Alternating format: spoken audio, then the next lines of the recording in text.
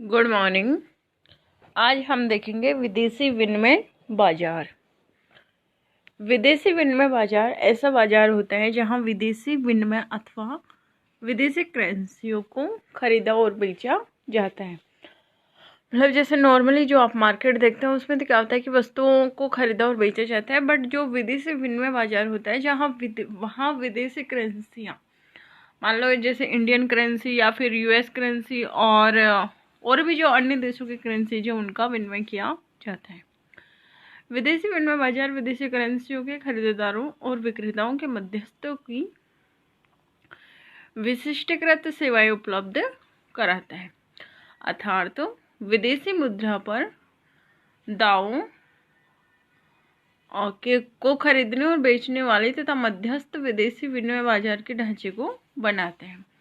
मतलब इसमें कौन कौन शामिल होता है? एक तो मुद्रा को खरीदने वाले और दूसरे उसको बेचने वाले और तीसरे इनके मीडिएटर। विदेशी विनिमय बाजार के प्रमुख वित्तीय केंद्र कहाँ है? एक तो न्यूयॉर्क में, दूसरा लंदन, तीसरा टोक्यो और चौथा बॉन। मतलब ये सबसे इम्पोर्टेंट इसके केंद्र है। विदेशी विनिमय बाजार में व्यापारियों अथवा भागीदारों की विभिन्न श्रेणियां होती हैं। इनमें परंपरागत प्रयोक्ता, व्यापारिक बैंक, बिल ब्रोकर, स्वीकृति घर और केंद्रीय बैंक शामिल हैं। विदेशी विनिमय बाजार में परंपरागत प्रयोक्ता, आयातक, निर्यातक, निवेशक, व्यापारी और सट्टा करने वाले लोग शामिल होते हैं। अब विदेशी विनिमय जो बाजार होता है इसके सबसे इम्पोर्टेंट कार्य क्या होते हैं? ठीक है, इसमें शामिल तो कौन कौन हुआ? जो ट्रेडिशनल यूजर्स है या व्यापारिक बैंक का और बिल ब्रोकर है वगैरह वगैरह। और इसके इम्पोर्टेंट कार्य है, इसमें फर्स्ट है स्थानांतरण कार्य। मतलब ये एक देश में जो करेंसी होती है उसको दूसरे देश में स्थानांतरित कर सकता है और जो राशियाँ होती है उनको दूसरे देशों में स्थानांतरित कर सकता है। ठीक है, विदेशी विनिमय बाजार का सबसे मौलिक कार्य है ये राशियों अथवा खरीद शक्ति से एक देश की करेंसी से दूसरी की ओर स्थानांतरित करना। खरीद शक्ति का स्थानांतरण विदेशी बिलों, बैंक ड्राफ्टों, टेलीग्राफिक ट्रांसफरों और प्रत्यक्ष डायल टेलीफोन सेवा के माध्यम से किया जाता है। ये तो इसका स्थानांतरण कार्य हो गया। दूसरा इसका सबसे इम्पोर्टेंट कार्य है साख कार्य।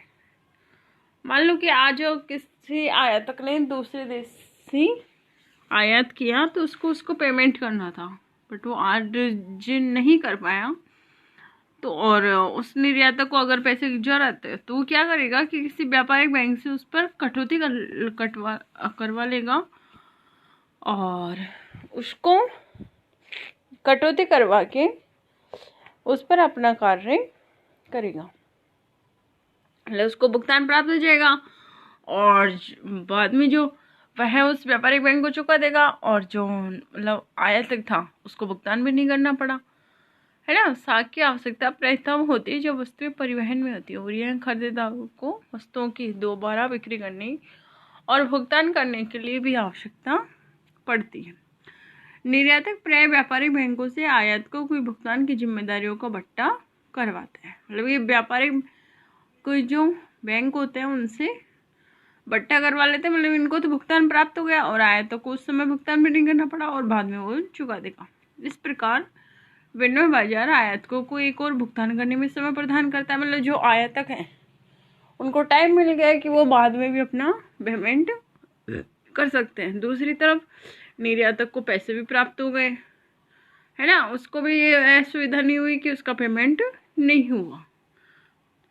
तीसरा इसका इम्पोर्टेंट कार्य है बचाव कार्य, कि जो विनिमय दर में चेंजेज होते रहते हैं, फ्लक्चुएशन होता है। मतलब मान लो कि आप डेली अखबार में पढ़ते हैं कि हाँ जो यूएस डॉलर के साथ रुपए की कीमत इतनी थी, आज इतनी थी, तो इसमें जो फ्लक्चुएशन आता है ना, उसको भी विदेशी विनिमय बाजार की सहायता से कम किया जा सकता है।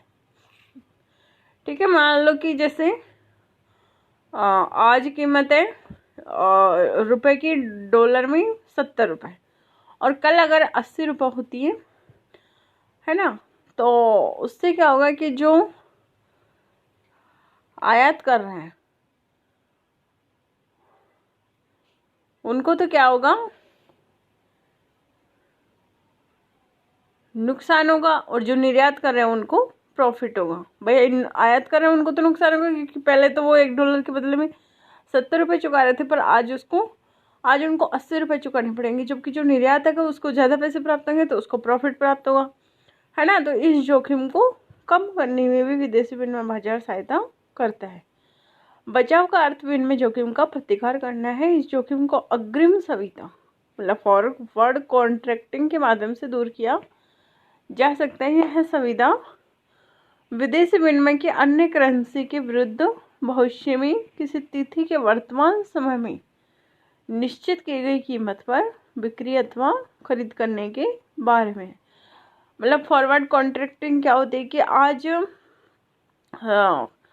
मतलब आज ये तय हो गया है कि हम भविष्य में कोई तारीख, मान लो कि फ्यूचर की कोई तारीख डिसाइड की, जैसे किसी ने 31 दिसंबर तारीख डिसाइड किया और उनके बीच में सौदा हो गया आज, मतलब ये एक समझौता हो गया उनमें कि हम उस तारीख को लेन देन करेंगे और कीमत डिसाइड कौन सी हो गई जो आज की तारीख में थी, है ना। तो विनिमय दर में चाहे से कितने फ्लक्चुएट हो, उससे इनको कोई नुकसान भी नहीं होगा और कोई प्रॉफिट भी नहीं होगा।